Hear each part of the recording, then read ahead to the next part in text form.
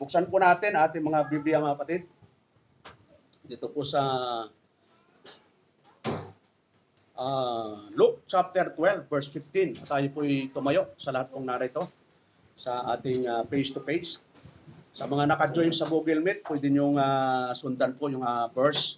Luke chapter 12 verse 15. Sabi po dito, and he said unto them, take heed and beware of covetousness, for a man's life consisteth not in the abundance of the things which he possessed.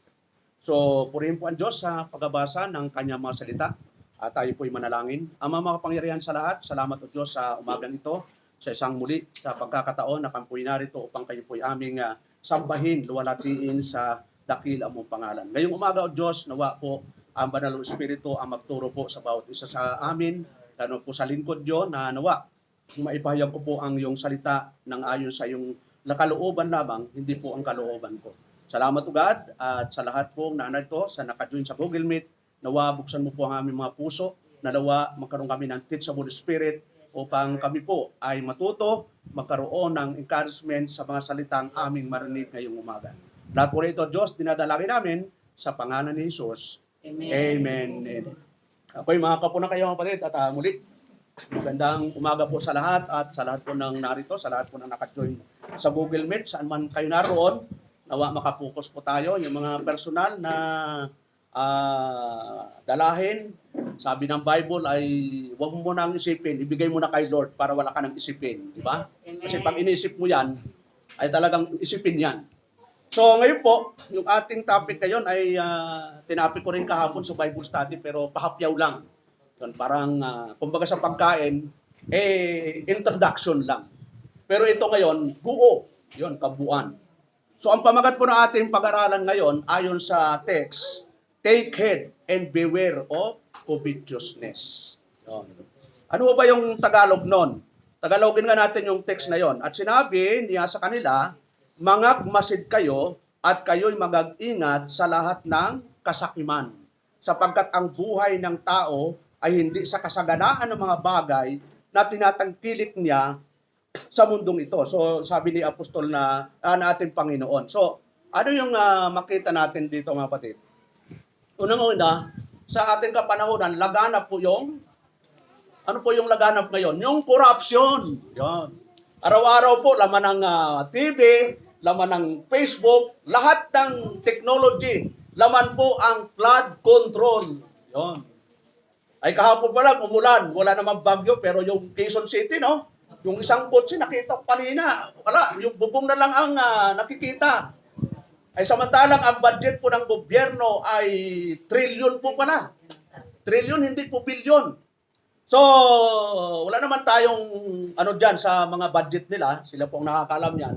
Pero ang tanong, saan ho ba nagsimula ang corruption, mga kapatid? Yan ho ba'y yan ba'y bigla na lang dumating na may corruption? Tandaan po natin, in Genesis chapter 3, may corruption na ho eh. Nakorrupt ho yung mag-asawa. Yung tingnan natin mga kapatid, doon sa Genesis, na doon may nangyari ng corruption. Pag sinabing corruption, wala na ho sa align, wala na ho sa katotohanan. Hindi lang pala pera ang pinag-uusapan ng corruption. Yung hindi ka namumuhay, hindi ka lumalakad sa ayon sa katotohanan, may corruption na ho doon. Tingnan natin mga kapatid, introduction lang natin para magkaroon tayo ng kaunting bagay doon sa sinasabing corruption. Alam natin in Genesis chapter 2, tingnan natin yung Genesis, may utos ang Diyos, di ba? Ano yung utos ng Diyos? Sabi doon, but of the tree of the knowledge of good and evil, thou shalt not eat of it, for in the day that thou eatest thereof, thou shalt surely die. Surely die. Napakaliwanag po yung utos ng Diyos, no? Na huwag kayong kakain ng ipinagbabawal. Pero in chapter 3, makita natin, ano sabi po ni Satanas? Sabi now the serpent was very more subtle man any beast of the field, which the Lord God had made. And he said unto the woman, had God said, you shall not eat of every tree of the garden? Ito na, dumating na po yung temptation. Kaya yung corruption, talaga nagsisimula yan sa temptation talaga. Yon, maraming nag-iinganyo. O totoo ba talaga? Yon. May patanong pa si Satanas, yung ahas eh. Ito naman babae, sino unang kinausap ng ahas, mga kapatid? Babae o lalaki? Babae. O, taas ang kamay, lahat ng babae. Hoy, mag-ingat kayo sa mga naririnig nyo.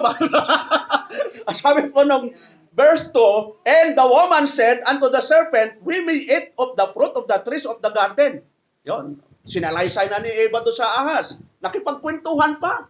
Alam naman yung ahas eh, kumbaga sa atin, alam na natin chismosa, in-entertain mo pa, at naninira pa, in-entertain mo pa rin.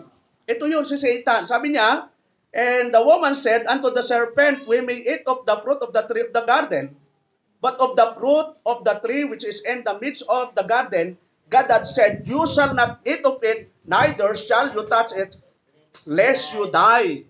Yun. Ang sagot ngayon ng serpent. And the serpent said unto the woman, you shall not surely die. Sabi ng Panginoon, mamamatay ka. Pero sabi ng serpent, hindi ka mamamatay. So dalawang narinig, yung isa mamamatay, yung isa hindi mamamatay. Kung kayo ang nandun, sinong papaniwalaan nyo? Di ba? Hindi ka mamamatay. At ito pa yung pangako ng kalaban. For God that know that in the day you eat thereof, then your eyes shall be open, and you shall be as gods, knowing good and evil. Wow, biglang pumanting yung tainga ni Adan ni Eva. Aba, pag pumain pala ako dito, mabubuksan ang mata ko at ako'y magiging kagaya ng Diyos. Ba, umano na yung pride. Baka maganda palang kumain ito. Magiging milyonaryo ako dito pag inano ko yung flood control. ang presyo ng flood control ay 1 billion. Pag kinuha ko yung 1 billion ay yung 50% nun ay kay Brother GR. Yung ilan ang natira sa flood control? 30% lang. Ano mangyayari doon? E di tapal-tapal na lang. Nakita ba niyo yung flood control na lupa binuhusan na lang, walang bakal? Binuhusan ay yung ready, ano yun? Yun. Talagang walang bakal. Lupa lang. Nandito nga, nakikita ko eh. Lupa lang ang pinagpatungan. May bakal nga, pero lupa yung pinagpatungan. So, yung corruption nagsimula pa lang noong unang panahon. Sa panahon ng Genesis. At tuloy-tuloy na po yun. Hanggang sa ngayon, mga kapatid, na palawak ng palawak yung corruption. Ngayon, ang pinag-uusapan po natin ngayon, yung ating topic. Yan, kung na mapuksan. Yon. Ating topic ay take it. So, sinasabihan nito ay ang mga disciple. Nang sabi ng Panginoon at sinabi niya sa kanila, mangagmasid kayo. Yon. Kaya maraming na bulgar na ngayon ang mga project na mga anong tawag doon na project? Ghost project. Grabe, no? Pero parang multo ang mga project. Ano pang mga ghost? Maraming ghost. Yon. Lahat yata ng departamento ng gobyerno may ghost.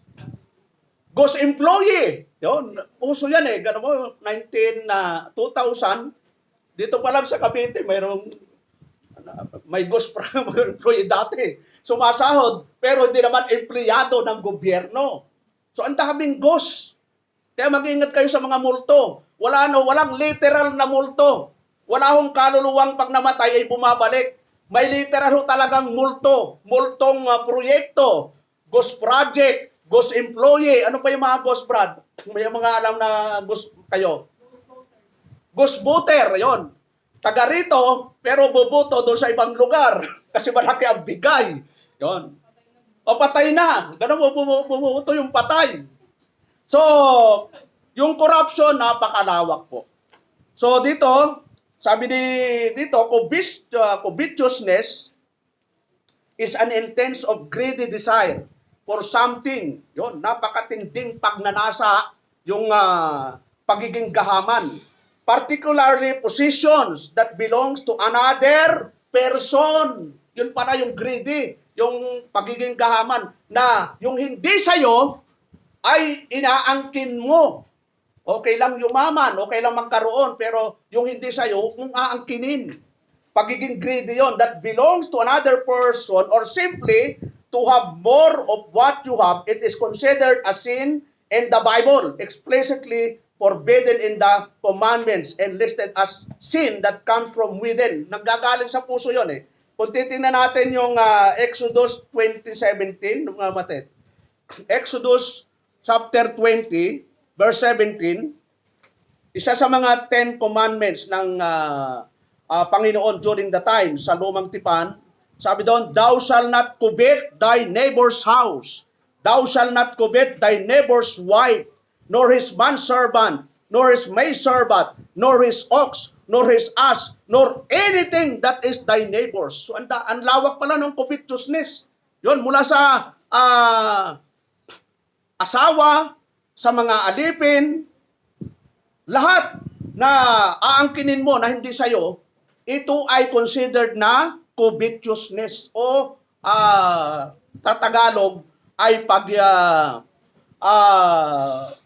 pagiging gahaman. So, ano pa ho? Sabi doon, sa yung aspect of covetousness, desire of what isn't yours, hindi sa'yo. Covetousness involves an inordinate longing for what belongs to another. A form of idolatry. Yun, yung covetousness, ito pala ay form of idolatry. Kung titingnan natin yung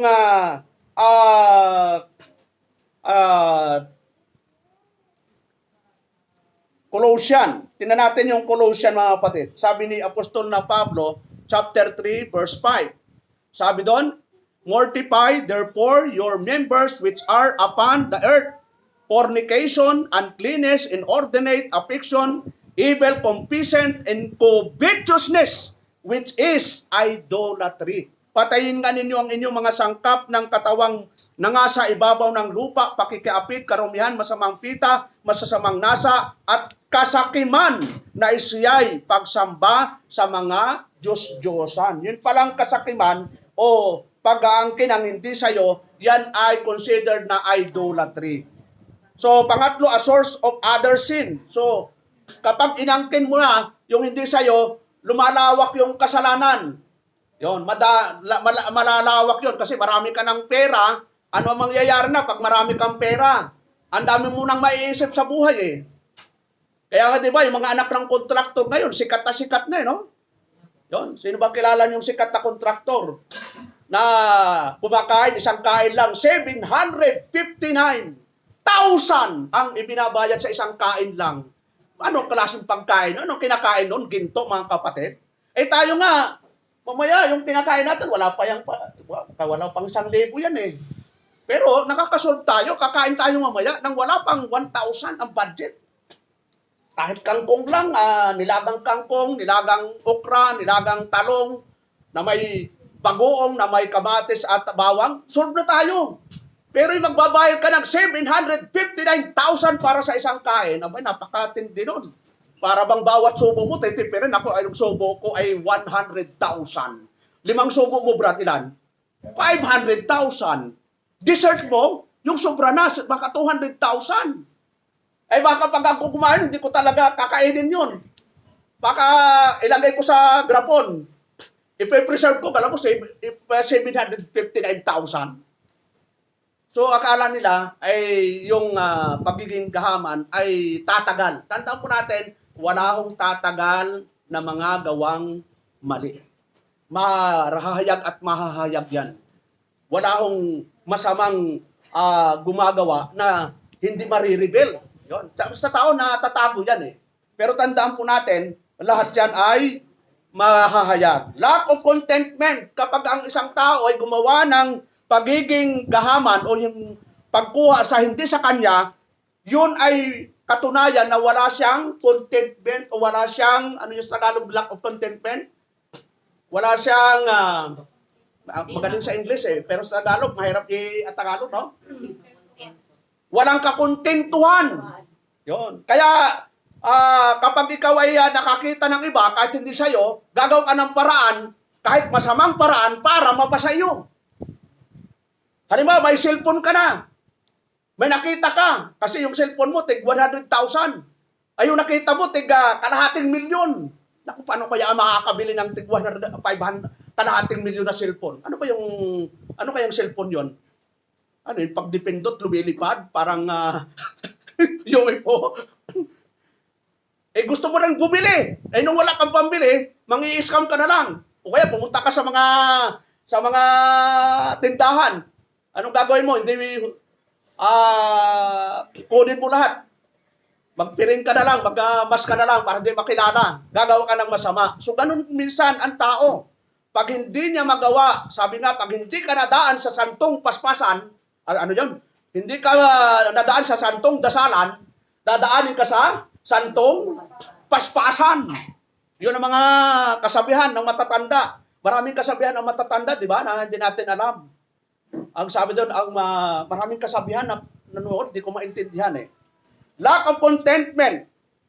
So, yan ang sabi ng ating, tingnan natin doon sa Matthew 19, verse 19, honor thy father and thy mother, and thou shalt love thy neighbor as thyself. Yon. Igalang mo ang iyong ama at ang iyong ina, at ibigin mo ang iyong kapwa na gaya ng iyong sarili. Verse 24, and again, I say unto you, it is easier for a camel to go through the eye of the needle than for a rich man to enter in the kingdom of God. So kumbaga, sinasabihan na po yung disciple, kung kahit ka disciple, kahit alagad na ka ng Panginoon, kapag naging gahama na tayo sa material thing, napakahirap daw pumasok sa kaharian ng Diyos. Hindi po ito eternal salvation. Tumutukoy po ito sa temporal natin dito sa mundo, na kung Kristiyano tayo, mananampalataya, naging gahama na tayo sa pera, ang sabi ng Panginoon, mahirap makapasok sa kaharian ng Diyos. Siyempre, pag pinag-usapan natin yung kingdom of God, kingdom of heaven, lalong mga turo ng Panginoon at ng mga apostol, tumutukoy po ito sa iglesia. Extension of the kingdom of God, yung eternal kingdom, ay yung iglesia, yung church. Kaya kita mo, marami hong mga Kristiyano, mananampalataya, wala na po sa church. Bakit to? Naging kontento na sila sa material nilang buhay. Nauna na po, na priority na nila yung buhay dito sa mundo. Ano pa mga batid? Sabi nyo na dito, at muling sinabi ko sa inyo, magaan pa sa isang kamilyo ang dumaan sa butas sa isang karayom, kaysa isang taong mayaman ang pumasok sa kaharian ng Diyos. So, wala naman sinasabing masama ang yumaman, pero yung context kasi nito, yung taong mayaman, talagang ang hirap mong i-give up yung kanyang kayamanan. 2 Corinthians chapter 8 verse 9. Sabi doon, for you know the grace of our Lord Jesus Christ, that though he was rich, yet for your sake he became poor, that you through the poverty might be rich. Ay ang ating Panginoon mga kapatid samantalang siya ang may-ari ng langit at lupa, nagpakababa siya. Bakit to? Tingnan natin yung Philippians chapter 2. Sabi doon sa Philippians chapter 2, verse 6, sabi doon, being in the form of God, thou it not robbery to be equal with God. Verse 7, but made himself of no reputation, and took upon him the form of a servant, and was made in the likeness of men. Yung ganun katindi yung ginawa ng ating Panginoon mula sa pagiging Diyos na doon sa eternal heaven, nagpakababa siya. Bakit to? Sabi doon, and being found in passion as a man, he humbled himself. Yun. And became obedient unto death, even the death of the cross. Kaya minsan po yung hirap natin, wala po sa hirap ng Panginoon yan. Mula nung siya ipinanganak sa mundong ito. Saan ba ipinanganak ating Panginoon mga kapatid? Sa sabsaban. Ano ba yung sabsaban yon? Nakakita na ba kayo ng sabsaban? Yun, punta kayo sa kabundukan. Basta may damuhan, sabsaban po yon. Wala hong sabsaban, walang damo. So, pag sinabing sabsaban, hindi ho talaga karangyaan. Yun, hindi ho marangya ang buhay. At alam natin, hanggang mamatay ang ating Panginoon, hindi siya nakaranak ng sarap ng buhay. Puro nga pag-uusig. Mula muliit hanggang siya ay nag-ministry, talagang puro pag-uusig. Kaya kung hirap lang, at lalo na mga apostol, ang Panginoon, ang mga apostol, nakaranas po sila ng matinding hirap.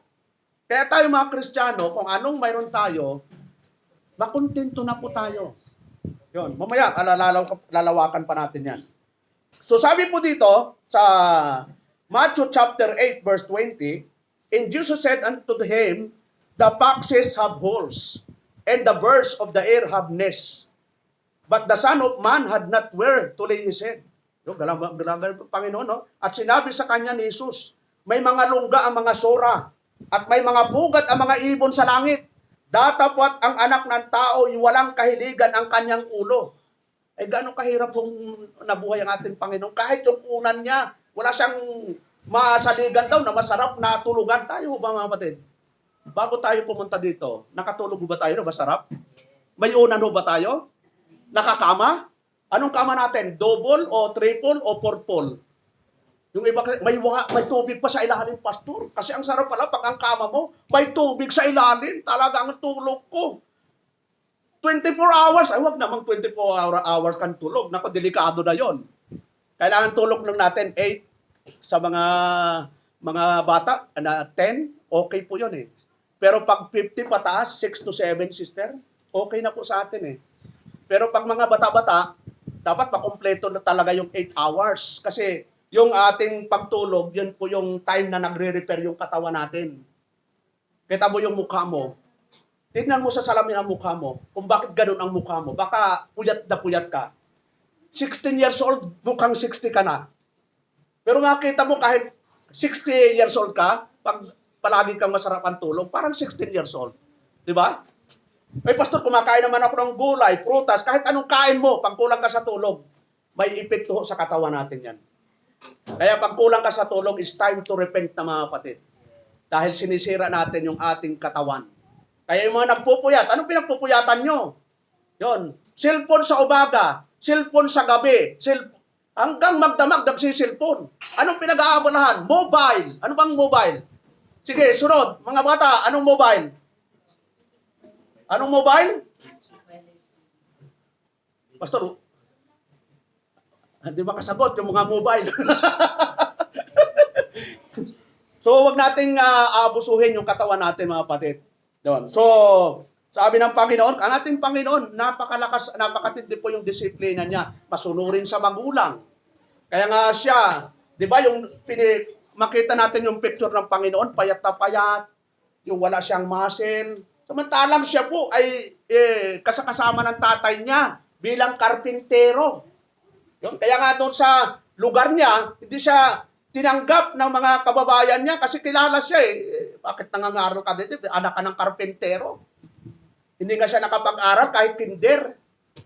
Eh kayo, nakapag-aral ba ng kinder? Nung nangaral ang Panginoon, kuni-question yung kanyang edukasyon. Sino kang mangangaral sa amin? Di ka nag-kinder, di ka nag-grade 1, nag-grade 2, nag-grade 3. Wala siyang pinag-aralan. Pero namangha po yung mga tao sa kanya, saan ang galing yung katalinuhan? Kasi nga ang tao, tumitingin niya sa outside appearance, sa edukasyon. Naku, ako na lang ang papansin sa'yo, pastor. Parang ang English mo, parang papuntang Bagyo eh. Ano ibig sabihin?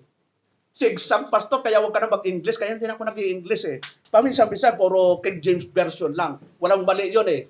Pero kung kukwestiyonin mo ako, na huwag na akong mag-pastor dahil ako mag-English, eh bakit? Hindi ka ba marunong mag-Tagalog? Kung ang kaharap ko yung Amerikano, magta-try talaga ako mag-English. Yun. Kaya yung nandito si Brother Matt, si Brother Willie, buong preaching, nag-i-English po ako. You know, my dear brethren, God is love. Puro na sa Bible naman yun. Ibabasahin ko lang eh. Dugso mo mo lang ng kaunti. My dear brethren, the Bible said, o hindi, wala kang problema. Magpapakaisip ka pa na mag-English. Basahin mo lang ang verse. At walang problema. Yung iba, husay sa pa-English, okay lang po yun, no problem. Pero kung tulad ko, na hindi naman talaga ako nagtapos ng college, high school lang po talaga, nag-enroll pa ako ng first year college, business administration, tumigil pa. Pero hindi naman yun ang sukatan. Kasi reality talaga, marami nagko-question po sa akin eh, ba't di ka pa nagtapos pastor? Dapat mayaman ka na, dapat milyonaryo ka na. Ikaw lang ang pastor, parang walang sasakyan. Marami, may sasakyan po ako. Bisikleta. Yon. Hindi pa nga napapaayos. So, hindi yun ang batayan. Ang Panginoon, tinan po natin, nung ipinanganak siya, hindi o siya nagpakaluho bilang isang mangangaral. Kasi ipinapakita niya na bilang tayo'y anak ng Diyos, dapat may kakontentuhan tayo sa buhay. Amen. Dapat naiintindihan natin bilang anak tayo ng Diyos, hindi ang buhay natin dito ang priority natin. Yung eternal na buhay natin. So, tingnan natin, Mark 10. Chapter 10 ng Mark, verse 43 to 45. Sabi doon, but so shall it not be among you, but whosoever will be great among you shall be your minister.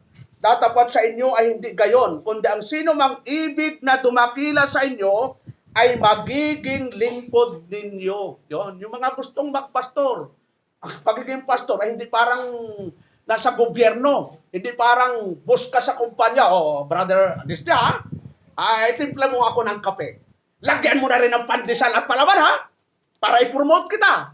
At ang project na halagang 1.5 billion, ibibigay ko sa'yo. Pero tinimpla lang ng kape. Yan. Bibigay ko sa'yo ang project ng buong Cavite. Lahat ng project ng flood control dyan. Lagyan mo ng flood, pero walang control. Galawa, daming flood. Pero may control pa, mga kapatid, di ba? Wala. Tuloy-tuloy ang flood eh. So, ano nangyari sa atin? Kasi puro nasa bulsa na. Sabi doon, yung flood control daw, ang nipis ng simento. Bakit daw? Kasi yung kapal, nandun na sa pagmumuka ng mga kontraktor. Nawala na po yung nakapal ng simento sa flood control kasi nandun na sa kakakapal ng mukha ng mga gumawa. So, hindi naman lahat, hindi natin nila lahat yung mga kontraktor. May natitira pa ho ng mabubuti dyan. Ang nakikita lang kasi natin, yung mga, siyempre, yung mga isyo, pero hindi na natin nila lahat. May mga mababait pa dyan. Nawa, yung mga Kristiyanong kontraktor, no? Meron bang Kristiyanong kontraktor dito? Nawa, yung mga mag-engineer kayo, mga kapatid. Baka kayo ang bawi ng imahe ng mga engineer. Kasi merong nakapost sa Facebook, University of Contractor. may picture, ang dami nag-enroll eh. Kasi pag contractor ka kasi, ang bilis yumaman daw. So, nawa mga kapatid, huwag dating yung engineering. Depende ho yan sa iyo. Kahit na namang anong profession eh, pwede kang ma-tempt, di ba? Kahit anong profession, nursing ka, mag-doktor. Eh lalo na yan, kahit doktor mga kapatid, nung naoperahan si Mrs., na-scam po kami. Ang daming nakalista doon sa aming binayaran, hindi naman namin ginamit. Yun. Sabi, tinicheck namin, hindi naman natin ginamit, ba't ang daming nakalista? Total nung binayaran namin is 139,000. Sa dami ng nilista nung doktor, hindi naman namin ginamit. So, maraming scam, maraming mga korupsyon. Mula sa lahat ng aspeto ng buhay, may korupsyon. So, ang pinupunto ng ating Panginoon, bilang tayo Kristiyano, nawa, bayaan na natin yung korupsyon sa sanlibutan. Tayo mga Kristiyano, dapat mawala na tayo doon. Sabi doon, verse 44, whosoever in you will be the chiefest shall be servant of all. At ang sino man sa inyo ang mag-ibig manguna ay magiging alipin ng lahat. For even the Son of Man came not to be ministered unto, but to minister and to give His life a ransom for many. Yon. Para pantubo sa marami. Yan, malawak po na naman yung issue nito. Doctrinal po na naman yon. Pag Christology, medyo maraming debate po yan. Para kanino namatay si Kristo. So, di ba, ano po talaga yan? Kailangang maaralan po natin. So, sabi doon, greed and desire for riches are traps. Yon. Traps po lang pala ito. Bitag. Yung nag-iisip ka na yumaman sa anumang paraan. Bitag po lata ito ng kalaban. Sabi doon, greed and desire for riches are traps that bring ruin and destruction. Sabi ni Apostol na Pablo sa 1 Timothy chapter 6, verse 9 to 17, but they, yun, marami. Sabi ni Apostol Pablo kay Timoteo, but they that will be rich fall into temptation, in a snare, and into many follies, and harmfulness, withdrawn men, and destruction and perdition. Sa Tagalog, datapot ang mga nagsisipag nasang yumaman ay mga huhulog sa tukso at sa silo at sa maraming pitang hangal at nakakasama na siyang naglulubog. Alam mo, naglulubog. Hindi lang baha ang nalulubog. Nalulubog na tayo sa baha. Pero ito, Kristiyano, mga mananampalataya, naglulubog sa mga tao sa kapahamakan at kamatayan. Naka-address po ito sa kay Timoteo na sinasabihan na ito yung iwasan, yung ganong mga senaryo. Sabi doon, verse 10, for the love of money. Yon, hindi masama ang pera. May pera ho ba kayo dyan, mga kapatid? Pag ayaw nyo ng pera, ihulog nyo lahat dito mamaya sa offering. Kasi pastor, ayaw ko na ng pera. Masama. Hindi ho masama ang pera, mga kapatid, sa sarili niya. Wala pong buhay yan. Kahit anong gawin yan, punitin mo yan. Sulugin mo yan. Hindi magre-react yan. Ano man ang gawin mo sa pera, walang aangal dyan. Hindi aangal. Wag mo akong... Di ba may mga pera tayo? Lalo na sa palengke, sa isdaan. Ilan kayang kamay ang dinaanan ng perang hawak mo ngayon? Kaya sabi doon, pag humawak ka ng pera, mag-ano ka ng alcohol kasi hapas-hapasa na yan eh. Dumaan sa palengke, pumunta sa ganito, pumunta sa iyo, tapos talagang mahal na mahal mo yung pera. So kung saan-saan na nagdaan. So ang pera, wala hong moral yan. Wala hong isip, walang buhay. Ikaw yung magmamanage ng pera. Kaya yung iba, kaya may kasabihan na yung iba, alam mo, para kang mukhang ano? Yun. Bakit kaya mukhang pera? Bakit nasabi kayo ng iba na napakamukhang pera mo? Yun. Walang inisip kundi pera. Pag walang pera, may mga tao, pag walang pera, huwag mo kong kausapin. Kasi wala akong pera, pero pag may pera, alam mo, ang saya ko ngayon. Kasi dumating ang blessing. Pero pag walang pera, huwag mo akong kausapin. Wala akong kagana-gana, wala akong pera ngayon. Para yung buhay pa ito sa pera. Kaya nawa, mga kapatid, lahat tayo hindi apektado kung walang pera o mayroon. Hindi tayo dapat apektado dyan. Ano pa, sabi ni Apostol Pablo, for the love of money is the root. Yung the root of all evil. Sapagkat ang pag-ibig sa salapay, ugat ng lahat ng uri ng kasamaan o lahat ng uri daw ng kasamaan. Saan daw nagsisimula? Sa pag-ibig sa salapi. Walang sinabing ibang ugat, kundi ang ugat talaga ay sa pagmamahal sa pera. Hindi sinabing masama ang pera. Yung pagmamahal sa pera, bakit hindi nakapagbasa ng Biblia? Kasi nga, inuna pa ang pagkita sa pera. Bakit hindi nakapag-samba? Yon. Dahil inuna ang pagkita sa pera. Yon. Okay lang ho kung wala kaya dito. Emergency sa necessity. Yung mga nasa Google Meet, bakit kayo wala dito? Kayong nakakaalam ng dahilan. Pero mas madabis nga, nandito kayo. So kung wala kayo dito, magbibigay kayo ng napakatinding dahilan. Pastor, hindi ako makakadalo ngayon. Dahil nanganak po ang kapatid ko. Ganun mo yun. Ikaw ba yung nurse? Ikaw ba yung midwife? Tapos susunod, magpapaalam ka ulit. Nanganak po yung kapitbahay ko. O ikaw na naman ang mag-ano? Ano tawag doon, Brad? Ikaw ang So, lahat ng dahilan, ay kung nanganak yung pusa nyo, Pastor, wala pong mag-aalaga ng pusa ko. Yon. Alam mo, lahat ng dahilan, pwede kayo dahilan. So, kaya nawa, lahat tayo, dito o sa nasa Google Meet, kung wala namang emergency necessity, walang absent dapat, mga kapatid. Walang absent. Kasi ibinigay na nga sa atin, Monday to, ilan ba? Ilang araw ang binigay sa atin? Gawin mo na lahat ng trabaho mo, Monday to Saturday. Ba't pati Sunday maapektuhan?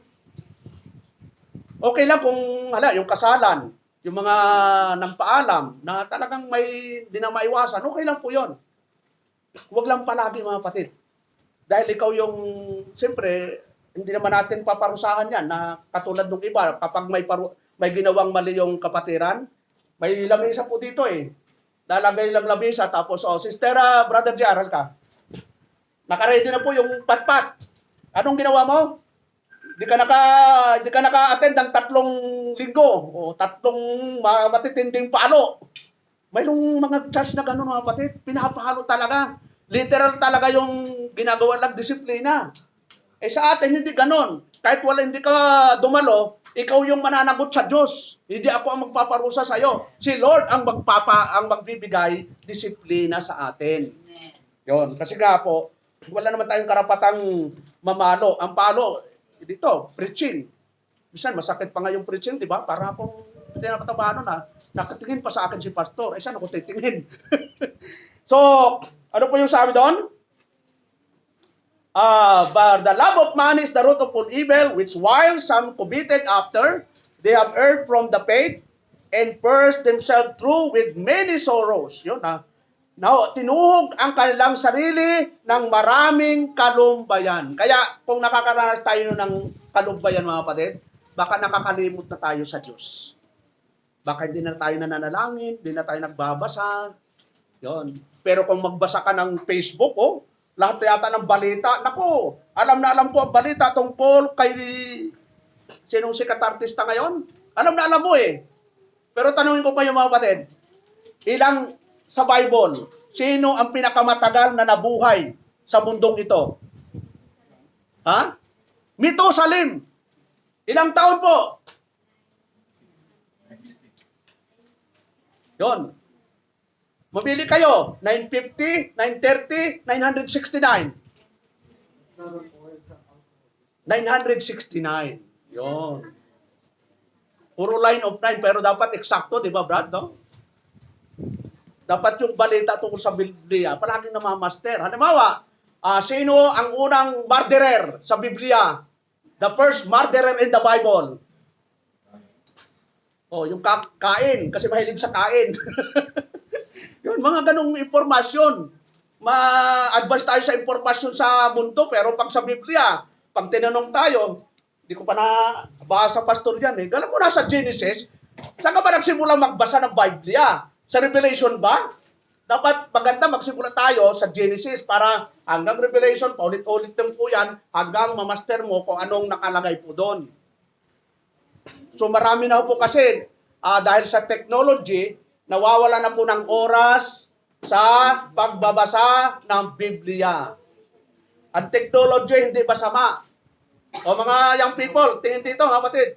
Young people, kita mo, dati, ang mga young people, pag dumating sa bahay, anong agad ang hinahawakan? Ha? Dati, anong unang hinahawakan? Naghahanap ng mahuhugasan. Naghahanap ng malilinisan. Naghahanap ng yon. Ngayon, pagdating sa bahay, anong hinahanap? Cellphone. Bakit hinahanap yung cellphone? Maglalaro ng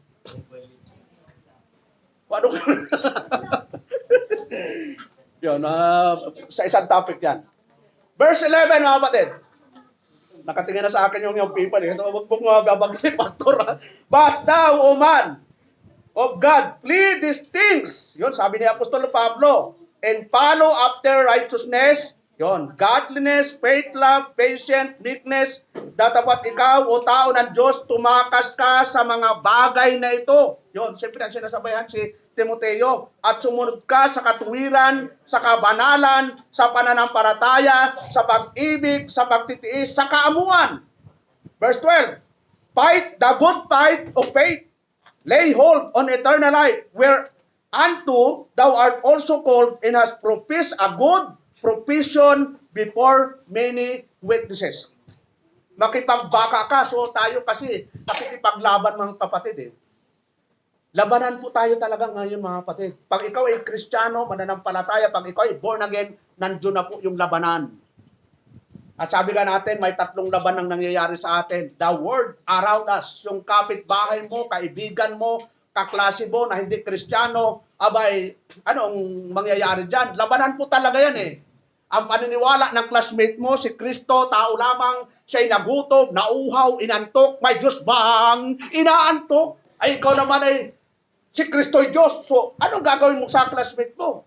Alam mo, friend kita. Pero, sa spiritual, magkaiba tayo. Kaya di ba sabi doon, huwag kang makipamatok sa hindi ka pananampalataya. Ang nangliligaw sa iyo, ang paniniwala ay si Kristo ay maliit na Diyos. Ikaw naman ay si Kristo ay Almighty God. Magsasama kayo sa isang bahay na ang paniniwala ay magkaiba. Ano kaya ang klaseng bahay yon? Yung isa ay doon yung dalawang anak mo. Yung dalawa, dito mo pasisimbahin. Yung dalawa, hihilahin ng asawa mo. Doon sa ibang iglesia. Hindi magkaiba na talaga. Eh di doon pa lang sa bahay, magdidebate kayo. Alam mo, sabi ng pastor namin, ang si Kristo ay hindi Diyos. Sabi naman ng bata, nagsisimba dito, si Kristo ay Diyos. Mali ka! Mali! Ikaw mali! Sino mag-aaway? Yung mga anak. Kaya sabi doon, huwag kang makipamatok sa hindi ka pananampalataya. Mas maganda kung yung mga binata, talagang Kristiyano, isa ang pananampalataya, ang hanapin natin. Kasi ang hirap po eh. Yun, i-compromise mo yung pananampalataya alang-alang sa nararamdaman mo. Pastor, nararamdaman ko talaga siya talaga ang mahal ko. Parusahan mo na ako, pastor. Itiwalag mo na ako, pastor. Pero hindi ko talaga kaya, hindi ko siya talaga pakasalan, pastor. Masusunod naman talaga ang gusto mo eh. Kung hindi ka makinig sa payo. Pero, dito po sa atin mga kapatid, sa Primitive Baptist Committee, ang dami na pong gumawa niyan. At lahat po ay nawala na. Nag-asawa ng unbeliever, nasaan na po sila? Nung una, ay naisasama pa.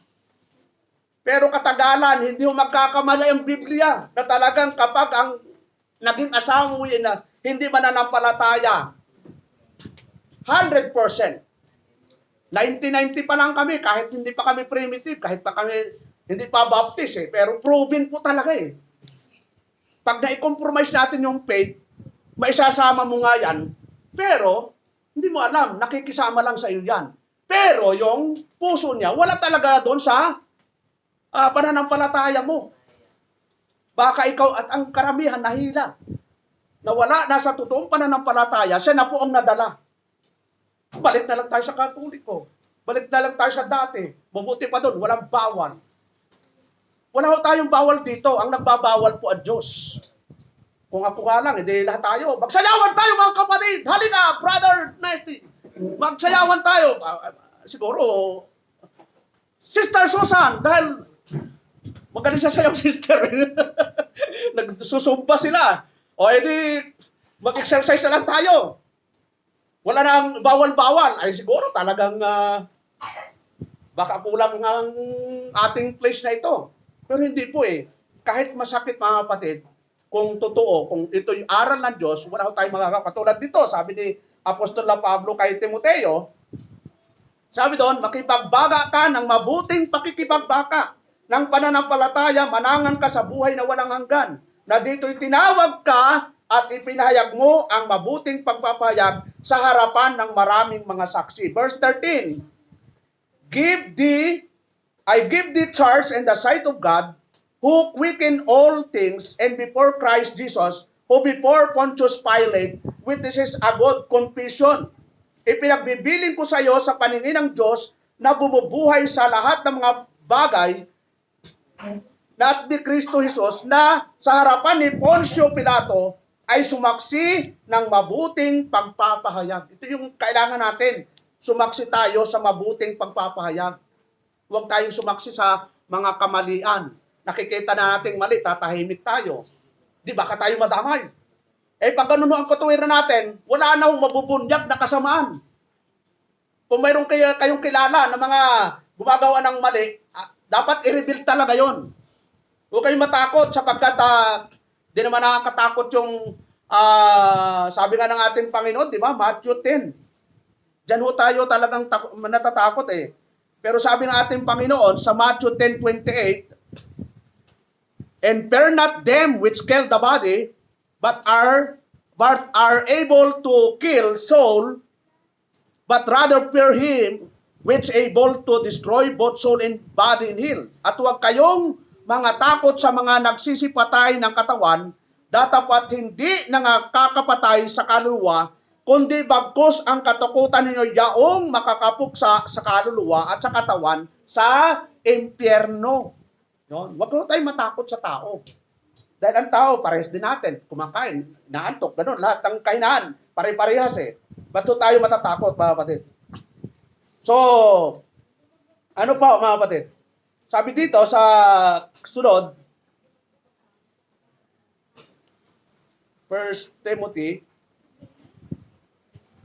sa verse 15, which in time He shall show who is the blessed and only potentate, the King of kings and Lord of lords, na sa kanyang kapanahunan ay ipapahayag siya na mapalad at tanging makapangyarihan, hari ng mga hari at Panginoon ng mga Panginoon.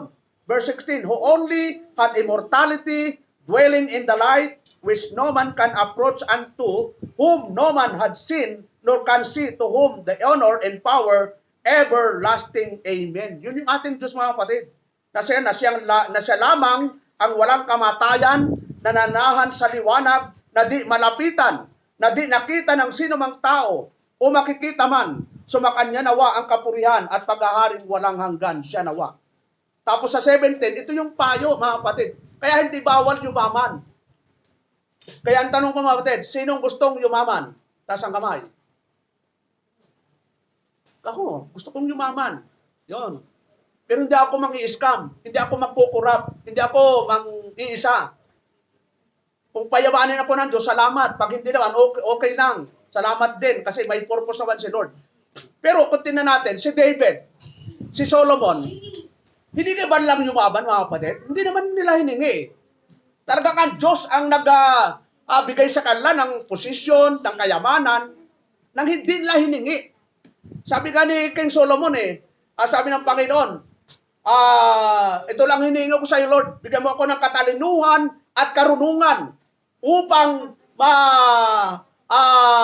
ko yung bayang Israel.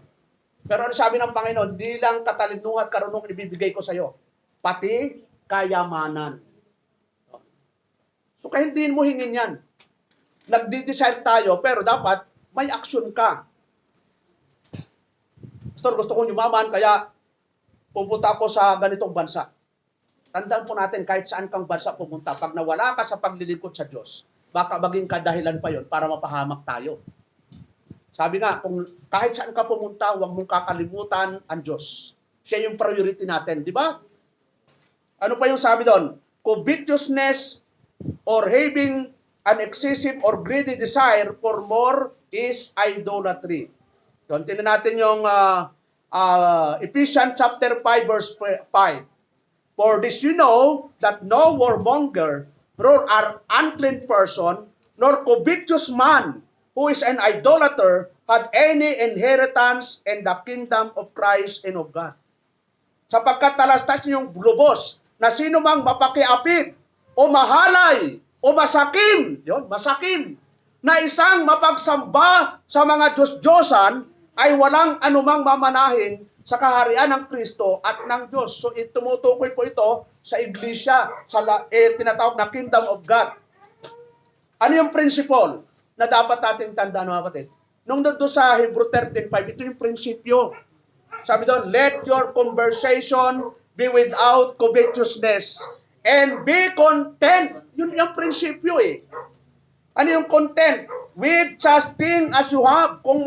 For he had said, I will never leave thee, nor forsake thee. Mangilag kayo sa pag-ibig saan daw? Sa salapi. Mangagkasya kayo sa inyong tinatangkilik, sapagkat siya rin ang nagsabi, sa anumang paraan ay hindi kita papagkukulangin. Sa anumang paraan, hindi kita pababayaan.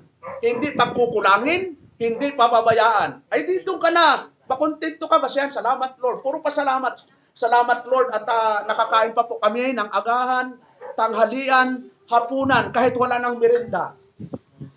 May teknik dyan kapag kulang ang budget mo, mga kapatid. May mga teknik po dyan. Kami sanay po dyan dahil hirap kami. Yung iba, gigising ng alas 11. Eh di, nakalibre ka sa breakfast, anong i-prepare mo? Tanghalian na lang. So matutulog gali. Yon. Magigising ng alas 6, edi iluluto mo, dinner na, libre merienda. Yon. Pastor, edi paano wala nang trabaho diyan? Nakakasurvive ang tao kahit walang kain, basta may tubig, mga kapatid. Yon. Kaya sabi doon, bawas-bawas tayo sa kain. Fasting. Wala hong namamatay sa kung papasting ka. Mas may namamatay po sa overeating, yung gluttony. Kasalanan nga pag sobrang kain. Yung kakakain mo pa lang, ang daming kinakain, abay, parang gutom uli ako. Busog ka na, pero nararamdaman gutom ka pa. Sa dami ng nakikita mo. Ay, kasalanan din po pala yun pag sobrang kain, gluttony ang tawag doon, katakawan na po yun eh. So dapat, yung ating kain kasi may level na yan. Alam mo, hindi ka na makahinga, pastor. Hindi ka na ako makahinga, bakit? Dalunok ko po yung litson. Sa sobrang loaded ka na, tapos kain ng kain ka. So kung anong mayroon mga kapatid, basta dabis nga pa, mga kapatid, kung gulay-gulay lang, mga kapatid. No? Yan ang kailangan natin. Kung may karne, lagyan ng gulay. Sino mahilig sa gulay? Mga bata. Sino kumakain ng gulay? Taas ang kamay, mga bata. O mga senyor, sino kumakain ng gulay? Senyor. O ayaw na ng senyor kumain, puro karne na. Dapat mga gulay lang po tayo. Kasi ang gulay po, 24 hours, nadadigest yan. Ang karne po, 3 to 4 days, nadadigest po, dai-stack po talaga sa bituka yan. Hindi ba sa lumang tipan, anong pinapakain ng Panginoon? Tingnan natin mga kapatid, in Genesis. Genesis chapter 1, verse 28.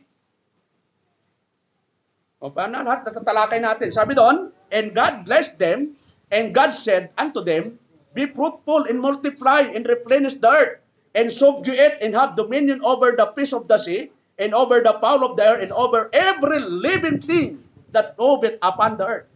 Verse 29, and God said, yun, sino nagsabi? And God said, behold, I have given you, ano yung binigay? Every herb, yun, bearing seed. Ano ba yung alam yung herb? Yun, mayroon dyang napakapait. Pwede pa lang kainin yun, yung napakapait dyan, yung anong tawag doon? Serpentina. Isa, herbal pala yun. Pwede, alam mo na punta ako sa Thailand, yan yata yung natikman ko na talagang, sabi ni Brother Matt, Brother Romel, you choose what you want. Kasi ang pipiliin mo lang yung herbal tapos sauce. Sabi ko, hindi ko kabisado yung gano'n eh. Ang napilo, grabe pait talaga. Sabi ko, Brother Matt, Brother, excuse me pumunta ako sa CR, niluwa ko talaga, grabe pait. Sabi ko, grabe pala dito. Kaya lang wala akong choice. Siyempre, alam nga namang bawat lunok po, punta ka sa CR, talagang tiniis ko, pero mapait na, maanghang na. Kaya sabi ni Brother, Brother, why are you crying? You remember your wife? No, brother. Very spicy. Napakaanghang, napakapait pa. Yun. So, pero yun pala, gamot talaga yon, yung spicy, tapos ang pait pa, gamot ko yun. Sa India, yung mapait, yun talaga yung kanilang paborito, yung mapapait. Sa atin, ang mapait po, yung mukha lang ang mapapait sa atin eh. Ayaw natin yung mapapait, pero yung mukha, talagang bitter. Sabi ka, bitter na talaga eh.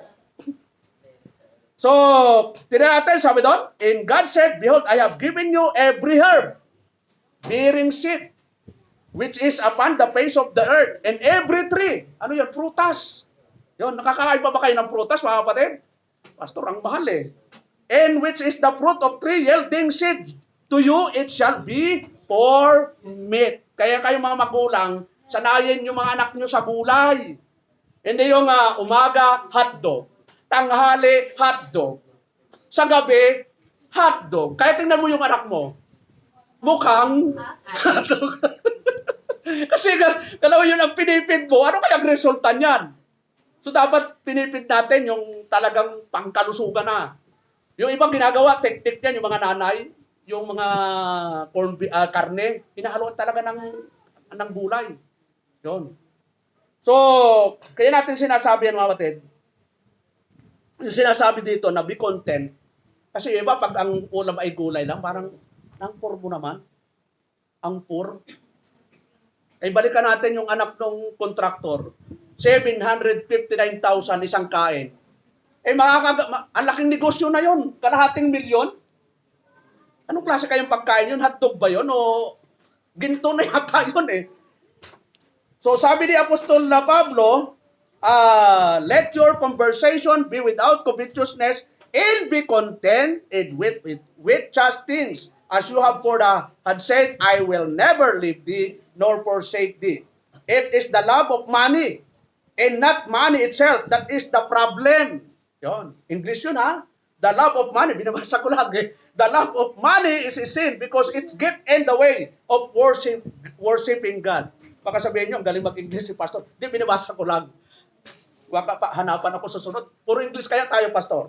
So, Matthew 19, tingnan natin. Malapit na tayo magtapos. And behold, one came and said unto him, Good master, what good thing shall I do? So, nagtanong, that I may have eternal life. And he said unto him, Why callest thou me good? There is one not good, but one that is God. But if thou wilt enter into life, keep the commandments. Verse 18, he said unto him, which Jesus said, Thou shalt not do no murder, thou shalt not commit adultery, thou shalt not steal, thou shalt not bear false witness. Tapos sa 19, honor thy father and thy mother, thou shalt love thy neighbor as thyself. Tapos sa verse 20, sabi nung the young man said unto him, All these things have I keep from my youth up. What lack I yet? Dala ko lahat ng kautusan nagaganap ng binata. Sabi lang niya. Verse 21, Jesus said unto him, If thou wilt be perfect, go and sell that thou hast and give to the poor, and thou shalt have treasure in heaven, and come and follow me. Tapos sa verse 22, But when the young man heard that saying, he went away sorrowful, for he had great possession. Kala mo ang yaman na binata, pero yung na-priority na unahin ang Panginoon, hindi niya nagawa eh. Yung law, sabi nagawa ko na yan eh, pero ang realidad eh, kung talagang nagawa niya mga kapatid, yung utos ng Panginoon. Sabi ang dapat ng marinig ng binata ang ganitong pananalita, yumaon siyang namamanglaw. Gano'n mo yan, no? Sapagkat siya'y, sapagkat siya'y isang may maraming pag-aari. Yon, gano'n mo, yung binata, ang daming pag-aari, namanglaw. Yon, kasi sabi ng Panginoon, ibinta mo yung ari-arian mo at ibigay sa mahirap. Ay, hindi niya nagawa eh. So, ano po yun? Greed refuses to be satisfied more often than not. The more we get, the more we want. Kapag ginusto natin, mayroon tayo, gusto na natin, mas malaki, nakaisa ka ng 1,000, gusto mo, makaisa ng 2,000 hanggang milyon, hindi nakakontento sa 1 milyon, 1 billion. Hindi nakakontento sa 1 billion, trillion na. Hanggang maibinta na natin ang ating, ang kaluluwa na. Alam mo, bawat isa po sa atin, magkano ang utang kaya natin, Brother Jiaran? Bawat isang Pilipino. Sa kasalukuyan, hindi pa ipinapanganak, mayroon ang utang. Ilan bang trilyon? Nasa kasalukuyan nga, Brad, church mo, magkano ba ang utang ng Pilipinas ngayon? Nasa 14 o 15 trilyon na. I-divide mo sa Pilipino. Bawat isa, 180 na tayo ngayon. 1,000. I-divide mo sa utang natin. O edi, magkano ang utang ng bawat isa sa atin? Ang laki. Yun, 153,000 bawat Pilipino ang utang. O, ang utang natin, hindi ka pa, kahit wala kang utang, may utang talaga tayo. Kasi ang gobyerno natin, ang laki ng utang. Ang laki ng utang, no, 153. Iniwasan ko ang umutang eh. Mayroon pala tayong utang. 100, may yung mga sanggol. Ano yan yung total, Brad? Population yan, 118,000. Divide sa total na utang, no?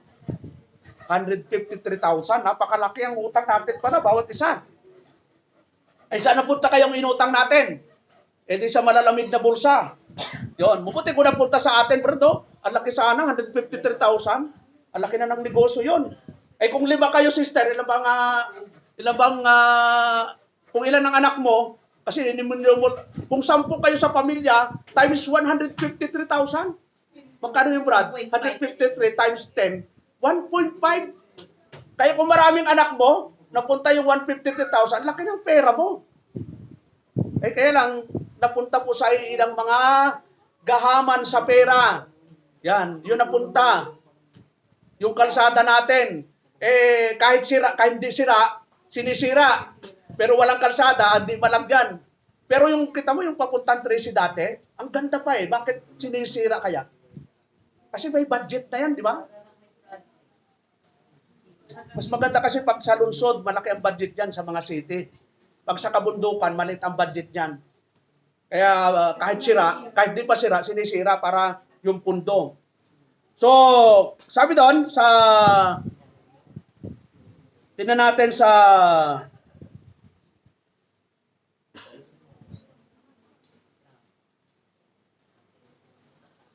Proverbs 23 verse 4. Sabi doon, labor not to be rich, cease from thy own wisdom. Huwag kang mainip sa pagyaman. Tumigil ka sa iyong sariling karunungan. Ayun. Huwag tayong sabi huwag kang mainip. Ibig sabihin, kung pagyayamanin ka ng Panginoon, may takdang panahon.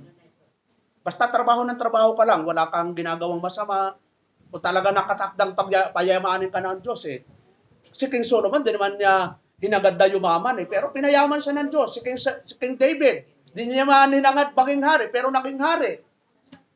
Ako, hindi naman ako hinangad magpastor, pero ako ayaw ko nang magpastor talaga noon. Nung nakikita ko si Pastor Ronald noon, kala ko mag-house to house kami, walang tanghalian, pilipit. Sabi ko, pilipit, mamimilipit tayo yun. So, hirap pala, sabi ko, hirap pala magpastor. So, ayaw ko talaga nun. Pero, pag takda talaga sa'yo, pag inilaan sa'yo talaga. Parang asawa. Si Mrs. ang tagal na, hindi naman kami nag-usap niyan mula nung maliit hanggang nagdalaga siya, hanggang nagbinata. Wala akong kalamanam na siya talagang mapapangasawa ko eh. Pero nung kita kami sa simbahan, wala lang eh. Magkakapatid lang kami. Wala namang pagkait ako sa kanya, siya nang magiging asawa ko. Yun, kasi ang daming dalaga during the time sa simbahan namin eh. Minsan, kanya-kanya, akin na yun, kaya huwag mo ligawan. Talagang daming dalaga, daming binata. Kaya pag mayroong girlfriend, boyfriend na yon, alam na namin, di na namin liligawan yon. Yung tatay ni sister, yun, talagang, nung niligawan si Sister Peron, talagang, sabi niya, pakasalan mo na agad, baka maligaw pa uli. So pag nakalaan talaga, nakalaan sa iyo talaga. Ang importante lang, sabi nga sa Psalms 37 verse 4, delight yourself unto God and He will give you the desires of your heart. Yung talata, yung binasa natin nung last Sunday. Okay, last verse mga kapatid. Dito po sa Matthew. Ito yung paborito natin mga kapatid eh. Chapter 6, verse 33 hanggang 34. Ito yung tinatawag nating priority. Ito yung ating pattern. Basahin nga natin yung 33 mga kapatid. Mahaba yung verse. Pero ito lang last verse po natin. 33 hanggang 34. Sabi doon, but seek you first the kingdom of God and His righteousness, and all these things shall be added unto you. Tapos sa 34, take therefore no thought for the morrow shall take thought for the things of itself. Sufficient. Ano daw yung sufficient? Sufficient unto the day is the evil thereof. Yung araw na ito, sufficient na. Yung araw ng bukas, huwag mong problemahin dahil hindi mo nga alam kung anong mangyari bukas eh. Sino bang nakakaalam na bukas ay buhay pa tayo? Wala ho. Mamaya, pag tulog, sabay-sabay tayong kunin ni Lord. Mas maganda, di ba? At isirap na ang buhay. Pastor, wag naman.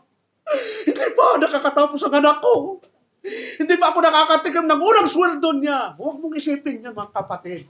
Kahit di ka pa nakatikim ng unang sweldo ng anak mo, walang problema yon. Ang importante, huwag mong alalahanin yung araw ng bukas. Sapat na raw yung araw na ito. Tulad ngayon, di ba? Araw ng pagsamba, kung ano mga dalahin natin sa bahay, sa personal natin, huwag nating alalahanin yon. Bahala na ang Diyos doon. Kung tayo lang, wala naman tayong solusyon sa problema natin eh. Wala akong problema, ang solusyon nasa Diyos mong kapatid. Kaya sabi niya, 1 Peter 5:7, casting all your cares upon Him, and He careth for you. Hindi ho sa akin ang solusyon, hindi kay Brother Niste. Wala ho sa atin. Sa Diyos lang talaga. Ay saan tayo lalapit? Sa Diyos ho talaga. Wala tayong ibang lalapitan. So yun lang po sa umagang ito at purihin po ang Diyos sa mga salitang ating napag-aralan. Tayo po'y tumayo at tayo po'y manalangin at pagkatapos ito ay magpaawit si Brother Lidik. Salamat o Diyos sa umagang ito, sa iyong kaputihan, sa iyong biyaya. Salamat sa mga salita mong aming napag-aralan. Nawa kami manatili na ayon sa kakontentuhan na ipinagkaloob po sa amin. Nawa kung ano mong mayroon kami, nawa ay magpasalamat kami at masihan kami sapagkat sinabi niyo na hindi niyo kami iiwanan, hindi niyo kami pababayaan. Salamat o Diyos at lahat po na ito Diyos, dinadalangin namin sa pangalan ni Jesus. Amen and amen.